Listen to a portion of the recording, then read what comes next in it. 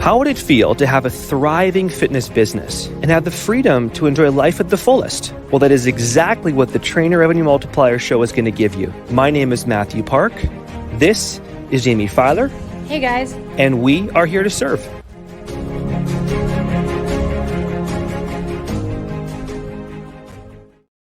What's going on, everybody? And welcome to the Trainer Revenue Multiplier podcast. As always, I am your host, Jaime Filer, and I am joined today by really the man, the myth, the legend, Rob Fletcher. In reading your bio, which I did not realize was that extensive, my mind is blown about just how much you've done in the industry and how diverse what you've done in the fitness industry is.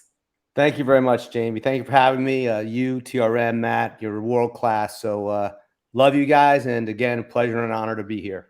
I appreciate that. So it sounds like, again, based on what I've read, you kind of got your start being a fitness enthusiast yourself, right? You probably grew up an athlete, always involved in sports. Correct. Yeah. And then, martial arts, kickboxing, that became my obsession.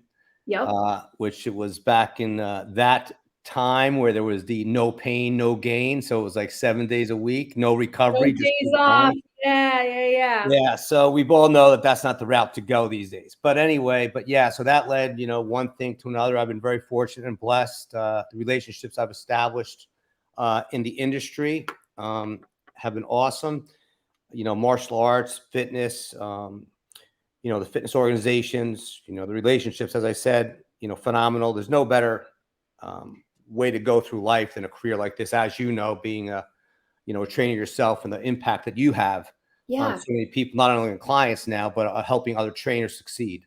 Oh, absolutely. Absolutely. So I guess my first question, and I love that you brought up the word relationships, is more psychological than it is strategic. Do you believe that being a social butterfly, having social skills, EQ as opposed to IQ is something that's innate in someone, or is that something that can be cultivated? I think it can be cultivated. I think still trainers, and that's where your specialty comes in, because that's part of what you do with these trainers is educate them. Sure. I think they get so tied up, and I was one of those people too, not to go off course, but when I had my gym, back in the day, there was no technology. It was, I was boots on the ground. I would be going to put lead boxes in stores, write out the leads. But to answer your question, I think they just need a daily plan and to do. I just don't think they are caught up on how to really capitalize on social media and to utilize that to their benefit. And that comes down to, as you and Matt always say, it's time management. It's working less and doing more. Yeah. Because back at the time when I was doing it, even though I did group training at that time, way back in 1992 is when I opened up my gym. Mm-hmm. But now we know so much better. You have online training, and then I think everything works together. Better than anyone. Business management, social media is part of the plan, and you have to implement it. And if they're not up to doing it, online coaching, again, many trainers still, they're missing that whole array of potential streams of revenue by not making that time. So, and that's where the beauty of what you do, you, Matt, and your team, is that you're able to help trainers thrive. And I've known personally clients of yours that on the verge of surrendering their business. So how sad is that? You have one of the greatest careers that impact and really provide great value to people, yet they have to give up what they love to do because they just can't make a living. So long answer to your question, I just think they need to dial into the social media, and it can be cultivated.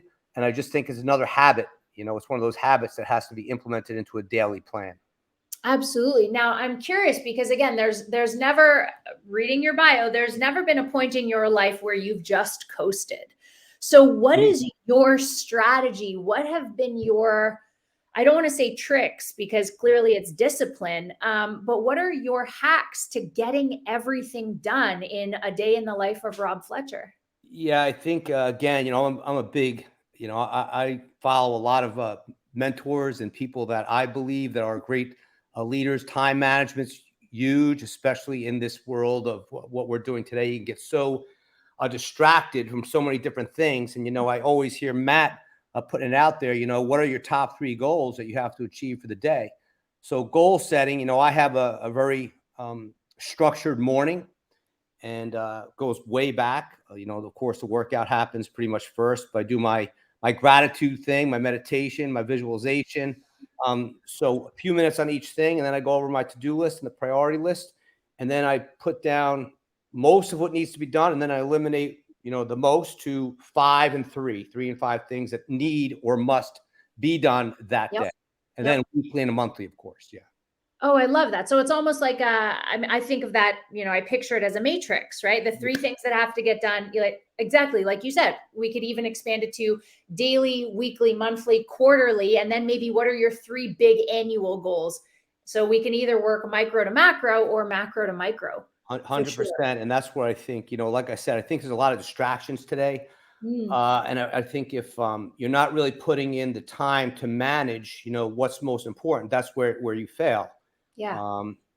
Especially with trainers, as I said, if they're not dialing into a company, like TRM, and not managing their business, they ultimately, you can't succeed. How many trainers out there? I know that your trainers are making north of 30, 40, 50. I mean, it's really phenomenal when you think about that. And then other trainers are struggling to make 50. And then if they are making $50,000 to $60,000, and as we always talk about undervaluing themselves, is how many sessions are they have? If they're not capitalizing on online training and other forms of revenue, which is what, I'm talking to Matt about too, as we can help also transition more streams of revenue to the trainers utilizing this anti-aging industry right now. Yes, absolutely. So, yeah. So with that said, I think, one-on-one, as I said, my days were booked. I would teach classes every day. I was in my gym at 4:30 in the morning. I'd start training clients one-on-one. Then I do the group. So it was, and I just look back on my time, and I just loved what I did. So I was able to endure that. But when I look back, as what you guys always say, it's that quality of life. Sure. It's one thing if you're making $20,000, $30,000, $40,000, but there's got to be that time for you, the balance. And that's where I think most trainers can't dial in on how do I make those numbers happen, because they're not making that time. They're not allocating the time on their business to expand their business, to scale their business, and listing the streams of revenue. Like, where is this money going to come from without me diving into another 6 hours of training clients? Especially if they're not doing the right things, right? Right. I mean, I'm sure they tell their clients all the time to work smarter, not harder, but all they do is add more people to their roster to try and make more money, which leads to them, working harder, not smarter. If you have families, trainers just by themselves, single male, female trainers. Then if you have a family, 2, 3 kids, 4 kids, that's your priority. So trainer priority number 1 is increasing streams of revenue. And if you can't do it yourself, call TRM. And we can just end the podcast there. Thanks for the No. I'm just kidding. Obviously, I want to dive a lot deeper into you. And I love that you keep throwing it back onto us as TRM, but this is about you, Rob. This is about you. No, because that's how much I value you. And I value, because I was there. I was that person. But like I said, I was, I had the gym and I had the karate school, and I did a lot of stuff myself. Yeah. And, it's management. And I've just heard, I guess the reason why I keep bringing it up is because I know personally people that that are within your organization that you've changed their lives. Yeah. So the credit is more than just. Well, we appreciate that again so much. I want to dive in. I mean, I know that I'm jumping all over the place, but again, I love the way your mind works. You mentioned social media repeatedly, and Rob, I can't imagine you're that much north of 40 years old. So I'm curious. We get so many trainers who are your age, maybe even a little bit older, coming to us and they're like, listen, Jaime, social media is a young man's game. Like, I just want to get more. you are the business development director for Muscle and Fitness Plus, which is a totally new social media channel. You talk about Instagram, you have your own podcast. What do you say to these older, not old, just older generation that's like, I'm not getting on Instagram. I'm not going to be on a podcast. That's silly. Yeah, I hear that too, but that's the game. That's the game. You have to play the game. And the thing is like I said, this is when you talk about marketing, that's your business. And now you have these platforms that are free marketing. You do a phenomenal job on your social media, and you're providing content and value to others. So, it's small baby steps, small increment steps, just like when you're guiding a client, small gradual changes to your lifestyle, habits and behaviors, and making those things a habit. I think they get overwhelmed because you think about, you have LinkedIn, you have YouTube, you have Instagram, you have Twitter, not so much so, but still it's there. Facebook, of course, and whatever else, that you choose to capitalize on. But the way that I think it should be presented is you have to build your own media platform within your brand, each person. And again, if you're not up for the podcast, that's fine. But small steps, start with Instagram. Yep. Get sign it up, get it going. And it doesn't take much. It's just, again, time. I think they just get overwhelmed with YouTube, Instagram, and it is, it's work, but it's just like anything else. It's just that new habit that you have to make a behavior into your lifestyle. I love that. And not that I endorse grind or hustle culture and burnout, obviously, but I think it's still important to never stop growing and learning a new skill. So think of social media, and whether it's Threads, right? The Instagram version of Twitter, or Instagram or TikTok, learn a new skill, expand your mind, create new neural pathways. That's right. Create. And, neuroscience is so fascinating. And, you have the subconscious and the conscious, and the subconscious is all almost all day long giving you limiting beliefs. This is what they say anyway, only 5% of the day is used to create. Only 5% of the day. And really, that's what you have to be aware of, the way you think, feel, your moods, and then project what do you want your future to be like? And part of that future, if you have a business, marketing is part of that plan. So you have to implement that. But 100%, you hit the nail on the head. New skills. It's always about new skills. It's about creating and going to the next level. Again, not I'm definitely into the hard work grind, but you have to know, smarter, not harder. Absolutely. And like I said, back in my time, it was flyer distribution. So right? Parking lots, flyers, lead boxes, going out and doing the things, my checklist back in the day. So my marketing list was completely different than what it is today. Yep. Because of all the technology. So the trainers that are, around 40, 50, 60, whatever they may be, think back at that time, because if you're that age, what that was like. If you had a business and you had to market, your marketing would be boots on the ground. You do the direct mail, of course, back in the day, spend some maybe advertising dollars. But here you have at your access all these social media platforms that are free, that can gain awareness. And then, like I said, there's other streams of revenue that come from those platforms that you can potentially create. Yeah. And Rob, I love that you, again, given how long you've been in the industry, you've seen the days where you had to put a flyer under someone's doorstep or in their mailbox or on the windshield of their car.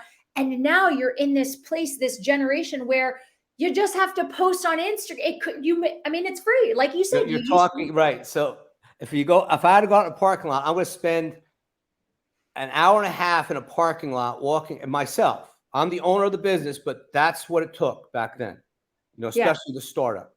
So now you can go to your keyboard, you get it all set up. LinkedIn's awesome. LinkedIn's really awesome. Yeah. So LinkedIn, but again, the Instagram's great source of promotion and marketing. But you think of the minutes it takes to actually do it once you get it down. Yeah. And let's be honest, we both know it's not that difficult to set up an account. Right. But it's just take a few minutes. And if you're totally oblivious where you just don't want to, then that's on you, right? That's you're not how bad do you want it? Do you love what you do? Well, if you love what you do, would you rather go out to a parking lot in for 2 hours and hand out, or would you rather just spend 5-10 minutes, Instagram, Facebook, Twitter, whatever it might be, and then blasting out your posts and doing it consistently, but quality content too, right? I was going to say writing an educational post, or blog, or reel. 100%. Absolutely. Yeah. Yep. So, I mean, again, I want to go back to the boots on the ground. I want to go back to skill acquisition. I mean, Rob, how do you develop resilience and persistence, right? You could hand out 5,000 flyers over the course of 2 weeks, the equivalent of maybe 40 hours, and to get 2 calls from it. Yeah. But yet here you are, still standing every single day. How does a trainer, right? That you don't get 1,000 followers from 3 posts on Instagram. No. How do you build that stick-to-itness? I think that, again, is just going to go back to those behaviors, especially back then. One, I love what I do. That's for sure. So I can be, I was and continue to be relentless in the pursuit of my goals. So I knew my protocol for the day for marketing purposes. I would go to, well, back then what I did, and they can still do this today. Like I aligned with schools, groups, organizations, and I would volunteer speaking free.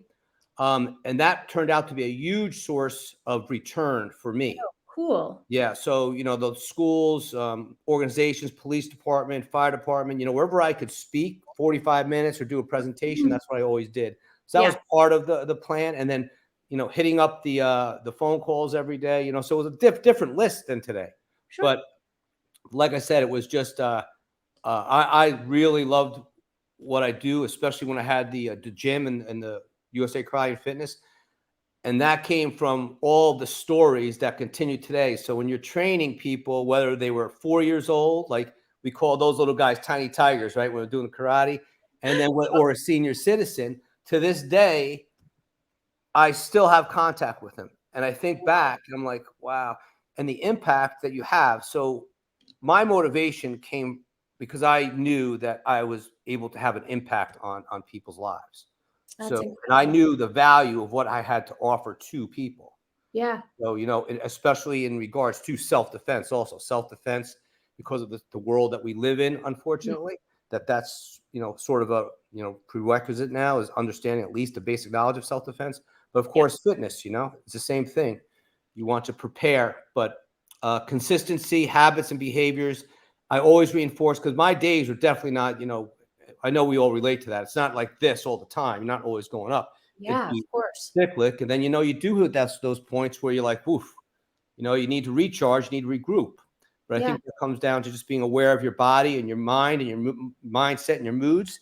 And then when you have to re-energize, that's what you have to do. So I try to kick back sometimes, which wasn't too often back then, but I knew that it had to happen. So Right. There's a period of, there's peaks and valleys, right? It's similar to training. You go really hard and then you need a deload week, or you go really hard and then you take a deload week. 100%. So awareness of, your own body. So you have to recharge. And if you're not making that part of the plan also, that's where you're going to set yourself up for that crash and burn. So absolutely. So speaking to the future, what is a trend that you think we are coming upon in this season of the fitness industry, either for trainers or workouts, literally anything? I think right now, and this is where I think trainers can capitalize on, in regards to Muscle and Fitness Plus, the digital platform that they have. And that's another tool that they could use for marketing purposes. Yeah.